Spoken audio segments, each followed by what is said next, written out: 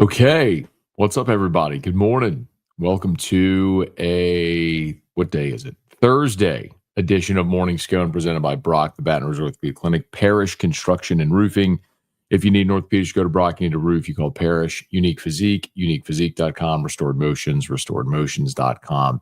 Bocock Brothers Premium Cigars. Hopefully, on Sunday, I will be jumping in my pool, drinking a very expensive bottle of whiskey straight from the bottle, and smoking a fine premium cigar from Bocock Brothers, celebrating national championship number 8. The Tigers are 2 wins away, a dramatic walk-off for LSU. They beat Kansas 6-5.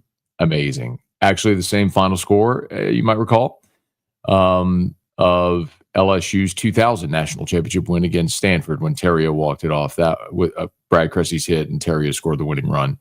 That was also a 6-5 ball game. So, my goodness, thanks to everybody who joined us on the Locked on LSU postgame show live. It was awesome to have so many people there. I mean, I think at one point our peak concurrent viewers like 3,700. I mean, that's kind of like the numbers that we would do for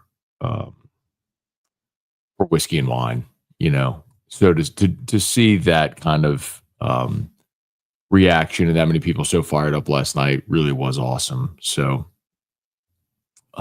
very, very, very grateful to everybody who joined. There's so much to talk about. I do have an hour-long, if you go to Locked on LSU podcast or YouTube, I have an hour-long post-game show I did where I went through the entire game. So I would encourage you to go listen to that, my immediate reaction episode. And then there's another episode this morning where we heard from Jay Johnson, Bear Jones, Zach Cowan. I loved, there's a video clip from Jay. Let's see if this is it. I'm going to play it if I can find it. If this is the right one.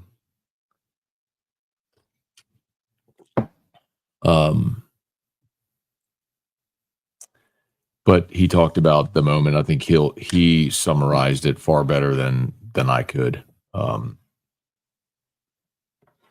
I can get this thing to load. But we always talk about it with LSU baseball. It's the blessing and the curse of LSU baseball, which is that when you have had the amount of success that LSU has had, and the standard by which you are judged is winning national championships, legacies are written in the postseason, and things in the regular season largely are forgotten or minimized, and that's just the nature of it because of what this program is and has done. And Jared Jones had a walk-off to send LSU to the College World Series final 2 years after Tommy White did it. And those moments are now etched in LSU baseball lore. But they got to go finish it. Here was Jay after the game. I'm at a loss for words, and there's so many thoughts, and literally it's like, yeah, it's about getting to the ultimate where we're at, and I'm so proud of them for that. But it's literally about getting 5 more days with them, and this is a model team, and there haven't been much of this. I mean, it's been a consistent effort from whatever August 24 first team meeting through the 9th inning tonight. And I mean, think about the walk-off wins we had at home against these guys, against Tennessee, and they just stay with it. The mental toughness is really like nothing I've ever seen before. And the investment in the team. I mean, we got guys that are going to go to pro baseball, but it's all about this. I mean, it's not just a saying. Like at LSU baseball, the expectation of the players, I will always place the needs of the team above my own. And we have so many examples of that. And I'm just really thankful. I mean, if you ask me if I had a word or an emotion, it's just really thankful. He said a lot, but everything he said there is true. And there's so many, he's right. There's so many examples of guys that have been selfless. Zach Cowan was a Friday night starter at Wofford. He came to LSU. He became a reliever. It's what the team needed him to do. Didn't need a starter. They did last night, but he was ready when they called him. We've talked a lot about Jake Brown this year. Jake Brown is a write your name in Sharpie in the lineup every single day type player. Jake Brown will play Major League Baseball. And he's found himself in a platoon this year where Josh Pearson plays against lefties. But in a pinch hit situation, when his number was called, he delivers a massive hit in this game. Really cool. It's really cool to see, man. This was the other one that Jay said after the game that was pretty cool. But tonight, I said this literally probably 2 years ago to the day, the walk-off homer, Tommy against Wake Forest. Like, I felt something in my body I've never felt before, and greatest moment of my life, and it now has it tied for first with the ninth inning with Jared Jones, line drive over the second baseman's head, Luis Hernandez hustling around second base. I didn't know you could run like that. Good little wheels. Little wheels. I would coach this team forever. I've been telling them that probably since. He said since April. Sorry, I clipped it too soon. That's my fault. But anyway, just an awesome win, man. So much fun against a great team. I mean, Arkansas is super talented. I mean, Vaheva Aloy yesterday, I don't know if you realize, Vaheva Aloy struck out 3 times yesterday. SEC Player of the Year. Zach Cowan went 5 1/3, struck out 6, didn't allow a run, didn't walk anybody. He allowed 1 run, the solo homer at the top of the 4th. And it's crazy because that was the leadoff man in the 4th who homered, and we're all kind of thinking, all right, is this the end of the line? He got you 3 innings. Now you're trying to stretch him into 4, and is he going to waver? All he did was sit down the next 7 in a row. And the one that got on base to break that streak was the hit against the shift. Rolled over 1 to short, so it would have been right at Stephen Milam. Rolled over 1 to short, instead gets in to left field, and they go get Chase Shores. I mean, after that home run, he went strikeout, fly out, ground out, 10-pitch inning in the 5th. And then he struck out Vaheva Aloy to lead off the 6th. And then was the single against the shift. I mean, he got you 7 more outs after that home run. Not just 7 more outs. 7 straight hitters. He retired. Didn't reach base. Incredible. What a night, man. And for all the and then, I mean, it's so funny because my notebook is like very clean until the 6th, and then it's just a mess. When LSU finally broke through on Brown's pinch hit single, and then in the 8th, the top of the 8th was just a brutal sequence where after you went walk, fielder's choice, walk, and then Shores hit a guy. So the bases are loaded now with 1 out, and he gets the ground ball, and Dickinson looks like he's going to turn the double play, and Jones just whiffs it, and 2-run score. I mean, just a brutal sequence there. And you're down 3-2, and then Jones homers to tie it, and you're thinking, let's go. Shores goes back out there in the 9th, which I didn't really love. And after ground out, single double, they bring in Myers to get a strikeout, and he gives up a single. So now you're down 5-3, and then he strikes out the next 2 guys. So he does what you want him to do, just a batter too late. And they went to Gibbler in the 9th and struck out John Pearson to lead it off, and you're feeling like, all right, well, here's the inevitable. And then it all started. Curiel's single with the air got him to second. They walked Fry. Vaheva Aloy with maybe the biggest brain fart of the tournament. I mean, he hits a ground ball to short, and he gets the lead runner at 3rd, which didn't matter a lick. You're up 2. The lead runner didn't matter. You're up 2. I mean, let's say Vaheva Aloy goes to 2nd and gets the runner at 2nd, and they don't turn the double play. Okay, well, now there's 2 outs, runners at 1st and 3rd. The run at 3rd doesn't matter. You're up 2. The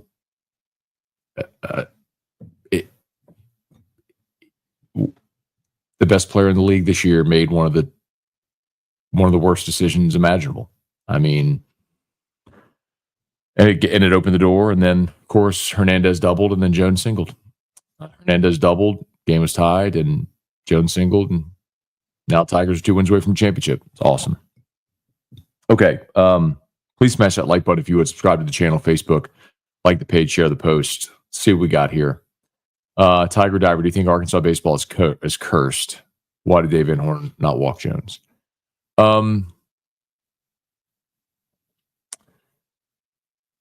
I don't know that I believe in curses. I just think it's more like with the clip we just played from Jay Johnson.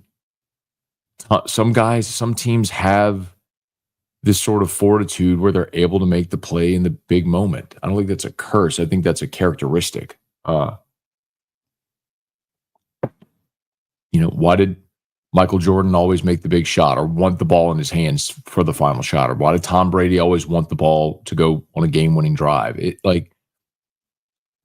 Some kickers want to be on the field for the game-winning kick. Some hitters want to be in the box in the biggest moment. Some don't. Some shy away from big moments. It's true in every sport, And I think at LSU, it's just ingrained into you that this is the expectation. And you recruit guys that have that quality and characteristic. And so they come through over and over again. I think it's a lot of what Skip Bertman, hammered into this program for 2 decades. And Jay Johnson is a Skip Bertman disciple. I mean, he said it so openly that the best part of the job is getting to see Skip Bertman every day. I believe that's part of it. I do. And then why not walk Jones? If you walk Jones, then in that situation,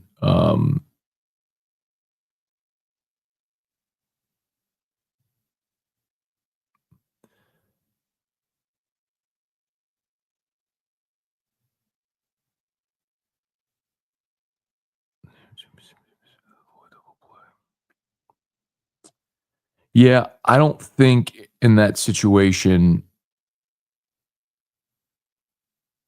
considering Jones's struggles, and I don't know, I'm sure they were looking at the splits as well, because you had Pearson and Brown coming up, so you had 2 lefties back to back against Gibbler, who's a lefty. So,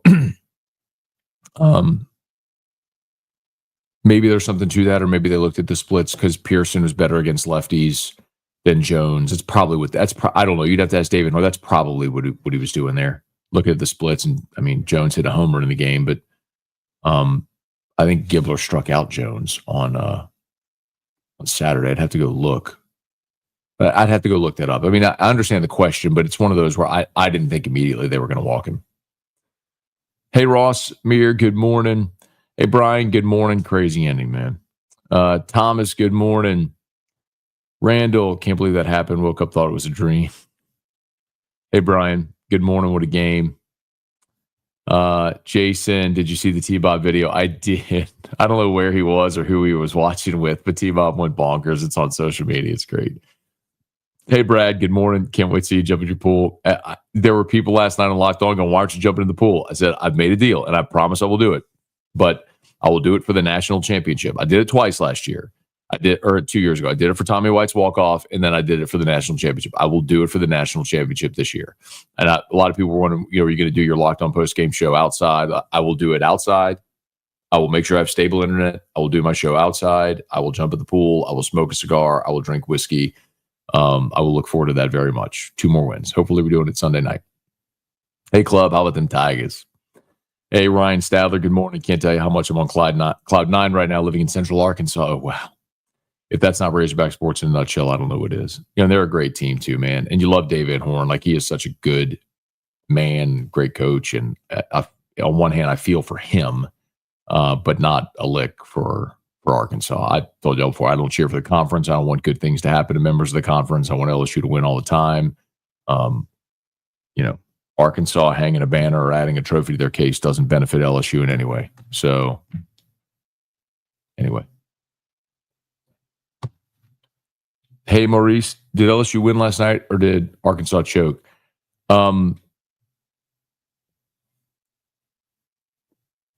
Zach Cowan went 5 1/3 of 1-run baseball. Jake Brown came with a massive pinch hit RBI. Jared Jones, a massive home run to tie it in the 8th. Curiel singled. Hernandez doubled. Now, the Hernandez double is interesting because the left fielder, Davlon, took an awful angle in that ball. It was tough play, but still hit him in the shoulder. Like the ball hit him in the shoulder. Like that's a makeable play. So they had opportunities. Now Arkansas had opportunities to end it on the ground ball to Aloy that he chose not to turn a double play on the liner to the left. I mean, they had opportunities to end it, and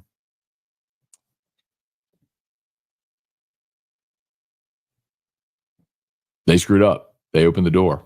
But LSU had to make plays to be in that situation. Hey, Juan, Jesse, predictions for the final. I like LSU in 2 games. I respect Coastal tremendously. I think they're a great team. I thought they were not going to make it out of their regional, candidly. I thought Florida.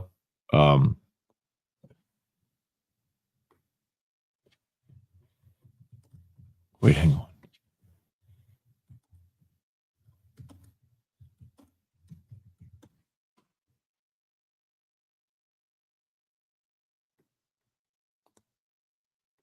Wait, now I'm questioning myself.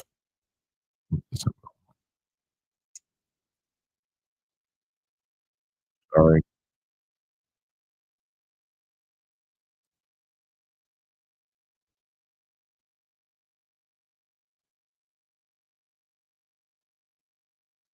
Yeah, okay. For a minute, just for a millisecond there, I had a total brain fart where I was like, wait, I'm thinking about East Carolina. It was Coastal because I picked Florida to come. That was East Carolina.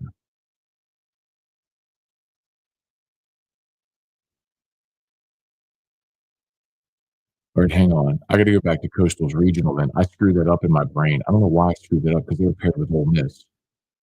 Um,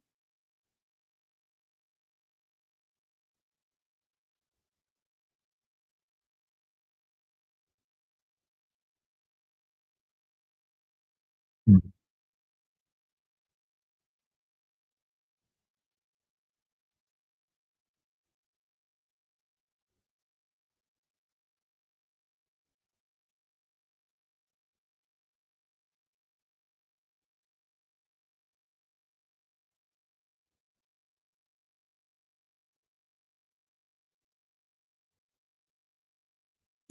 Coast. Oh, okay. That's all right. I'm an idiot. That's what Coast Coastal was in the Conway, South Carolina regional where East Carolina was the host and Florida was there. Okay, I was like, I know they played. Why am I losing my brain? All right, it's early and I'm late. Sorry. I was up late and you'll get it anyway. Sorry. I don't know where my brain just went with that. In that regional with Florida as well. And my pick was Florida to come out of that regional. And Coastal came out of that regional, and then they just pounded Auburn. So they have my respect. And Jacob Morrison is a really good pitcher. We're going to talk a lot about him. He's a giant. He's 6'8". And he was awesome. He threw 7 1/3 against Oregon State the other day. He pitched on Sunday, so we pitched in their second game. So if they want him full rest, he would pitch game 2 of the finals. So we'll talk a lot about Coastal coming up here. But I think anyway, sorry, Jesse, to answer your question, prediction for the final. I picked LSU to win this whole thing at the start because of Anderson and Ianson, and I'm not moving off of that. It's the path that I've talked about this whole time, which is when you have Anderson and Ianson, you can win two out of 3 in every weekend series. You can go 20-10. When you get to a regional, you have Anderson Ianson queued up. Then you just have to win one more game. Get to a super, you have Anderson Ianson. You need 2 games to make it to Omaha. When you get there, Anderson Ianson can pitch you into the winner's bracket. Then you have to win 1 game to get to the finals. You got Anderson Ianson queued up again. Like the path was there, and that's the path that's laid out. So, I mean, I'm asking a lot of Anderson and Ianson, but I'm asking them to do what they've done all year, just do it one more time. So I like LSU to win this championship in 2 games because I don't think they have anybody better than Anderson and Ianson. Like Coastal isn't a better offensive baseball team than Arkansas. And Cade Anderson went and shoved 7 innings right down Arkansas's throat. And I think on full rest, he'll do the same thing against Coastal. Hey, Dylan, good morning. Exactly what I wanted to see this morning. Hey, Deborah, another memorable one. Randall, what does Van Horn have to do to win a national championship 0-5 against LSU in Omaha? Well, it would help not to play LSU in Omaha. But look, I mean, in 2018, he had it won. I mean, they were in the championship series. They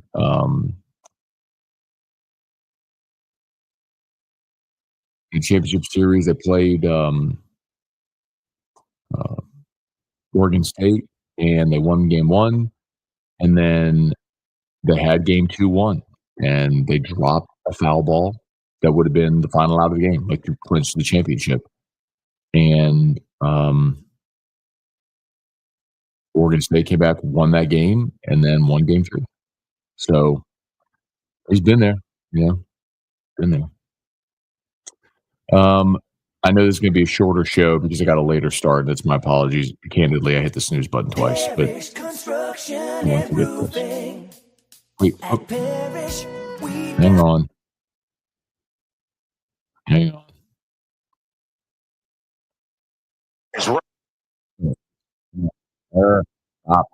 Stop.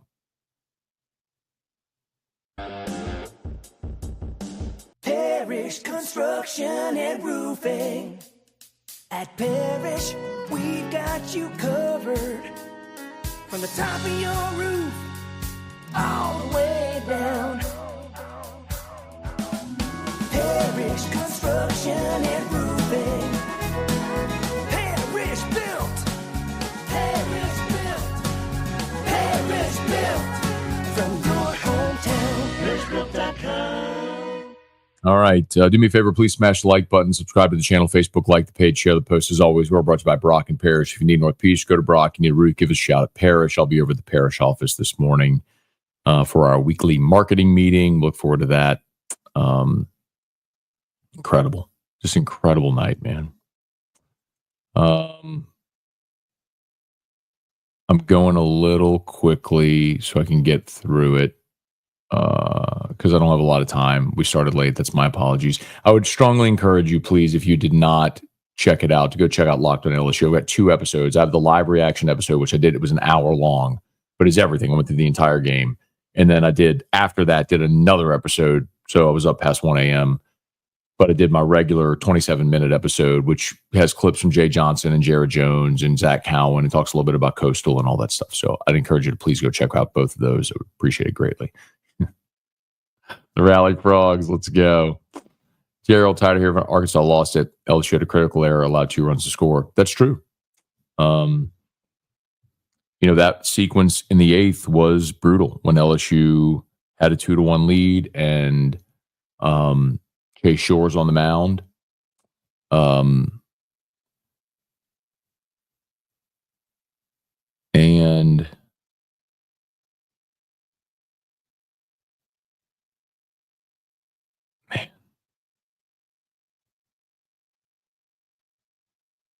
that 8th inning sequence was brutal. Oh, that was brutal. When you felt, you just look at how that ebbed and flowed.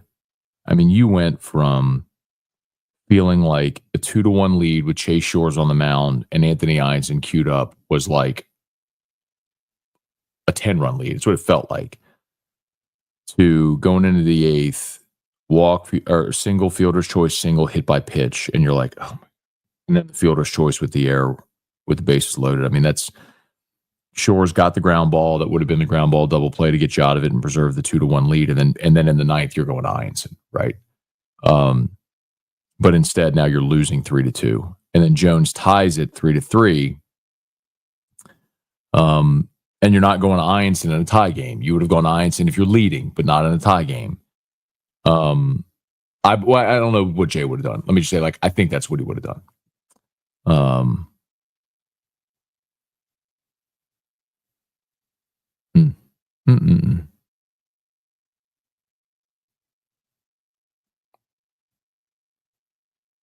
Oh, forgive me. It was no. That's right. They went to Jimenez.